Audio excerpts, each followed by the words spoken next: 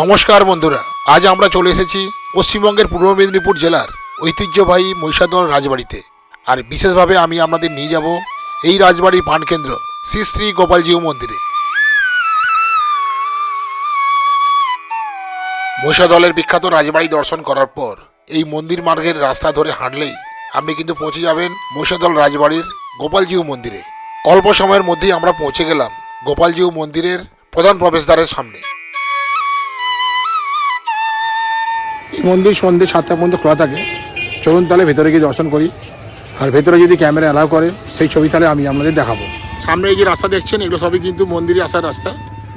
এদিকে রাস্তাটা এলো মহিষাদল রাজবাড়ির দিক থেকে, আর ওদিকে রাস্তাটা আসছে 13 ফেকা রোড থেকে। যারা তমলুক হলদিয়া রোড থেকে এদিকে আসবেন তারা কিন্তু এই রাস্তা দিয়ে ভেতরে প্রবেশ করবেন। ভেতরে প্রবেশ করে আর এই হলো মহিষাদল গোপালজিউর মন্দির। জুতো এখানে মন্দিরের বাইরেই খুলে রেখে যেতে হবে, আলাদা করে জুতো রাখার কোনো জায়গা নেই। এবার আমি আপনাদের মন্দিরের টাইমিংসটা বলে দিচ্ছি।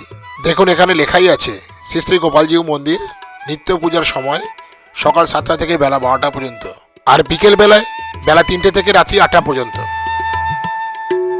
এই গোপালজিউ মন্দিরটি একটি সুন্দর নবরত্ন শৈলীর কৃষ্ণ মন্দির।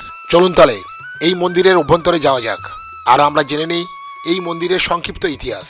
এই মন্দিরটি শুধু একটি উপাসনালয় নয়, এটি মহিষাদল রাজ পরিবারের আস্থা, ভক্তি ও ইতিহাসের এক জীবন্ত সাক্ষী। 1774 সালে রাজা আনন্দলাল উপাধ্যায়ের স্ত্রী রানী জানকী দেবী মহিষাদল রাজবাড়ি গোপালজিউ মন্দির স্থাপন করেন। এরপর 1776 সালে এই মন্দির থেকে শুরু হয় মহিষাদলের বিখ্যাত রথযাত্রা, যা আজও বাংলার অন্যতম বিখ্যাত উৎসব হিসাবে পরিগণিত। এই মন্দিরের প্রধান আরাধ্য দেবতা হলেন ভগবান কৃষ্ণ, আর এখানে আছে ভগবান কৃষ্ণের শিশুরূপ, সেই জন্য তিনি এখানে গোপালজিউ নামে পরিচিত।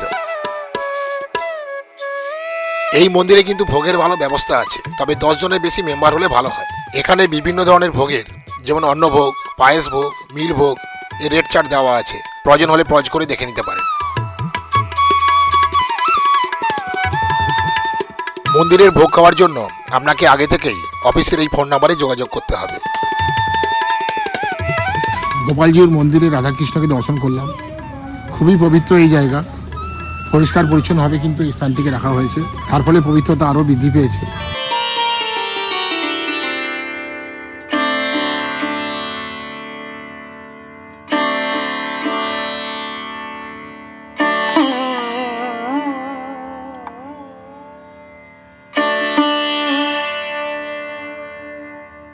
এই মন্দির প্রদক্ষিণ করার জন্য এই মন্দিরের চারিদিকে সুন্দর চাতালের ব্যবস্থা করা আছে।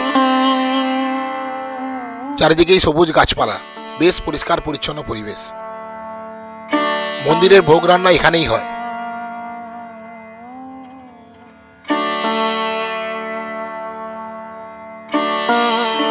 এখানে গোপালজিউর মন্দির অর্থাৎ রাধাকৃষ্ণের মন্দির ছাড়াও জগন্নাথ বলরাম সুভদ্রা দেবীরও মন্দির আছে। এই হচ্ছে জগন্নাথ বলরাম সুভদ্রা দেবীর মন্দির। শ্রী শ্রী জগন্নাথ দেব, বলভদ্র দেব ও সুভদ্রা দেবীর মন্দির।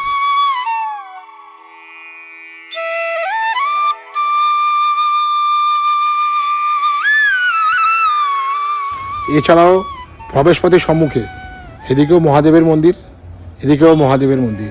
হর হর মহাদেব। ওম নমঃ শিবায়।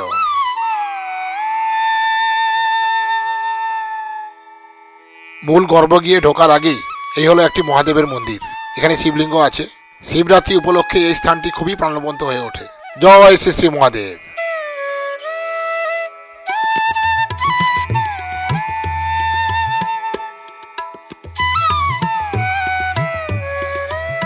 এদিকেও একই রকম ভাবে ভগবান মহাদেবের মন্দির, এখানেও শিবলিঙ্গ আছে।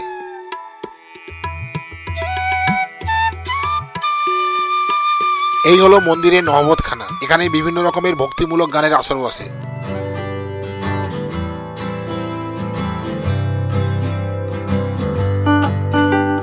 এবার বলছি মহিষাদল রাজবাড়ি বা গোপালজিউ মন্দিরে কিভাবে আসবেন।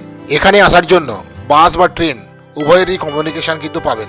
মহিষাদল রেলওয়ে স্টেশন থেকে মহিষাদল রাজবাড়ি দূরত্ব মাত্র 4 কিলোমিটার। টোটো বা অটোতে করে সহজেই কিন্তু আসতে পারবেন। সব থেকে সহজ হলো বাসে করে আসা, আর বাসের ফ্রিকোয়েন্সিও বেশ ভালো। আপনাকে মেছেদা রেলওয়ে স্টেশনে নেমে মেছেদা তমলুক হলদিয়া রোড ধরে আপনাকে চলে আসতে হয় মহিষাদল। নামবেন এই মহিষাদল কলেজ রোড মোড়ে। এই কলেজ রোড ধরে মাত্র 700 মিটার গেলেই পড়বে মহিষাদল রাজবাড়ি।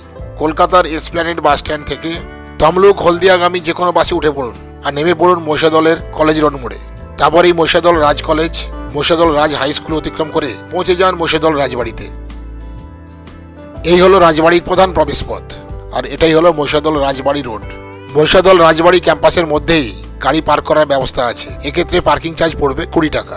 এখানে গাড়ি পার্ক করে আপনি কিন্তু মহিষাদল রাজবাড়ি সহ গোপালজিউ মন্দির এবং অন্যান্য দর্শনীয় স্থান কিন্তু ঘুরে নিতে পারবেন, আর দিনের দিনেই কিন্তু এই ট্যুরটা করে ফেলতে পারবেন।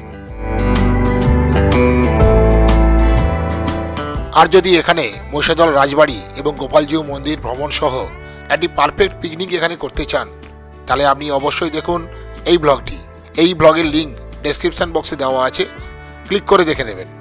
NH-16 বা কলকাতা চেন্নাই হাইওয়ে, NH-116 বা কোলাঘাট হলদিয়া হাইওয়ে ধরে কিভাবে এখানে আসবেন তার কিন্তু ডিটেল ডেসক্রিপশন এই ব্লগে পেয়ে যাবেন।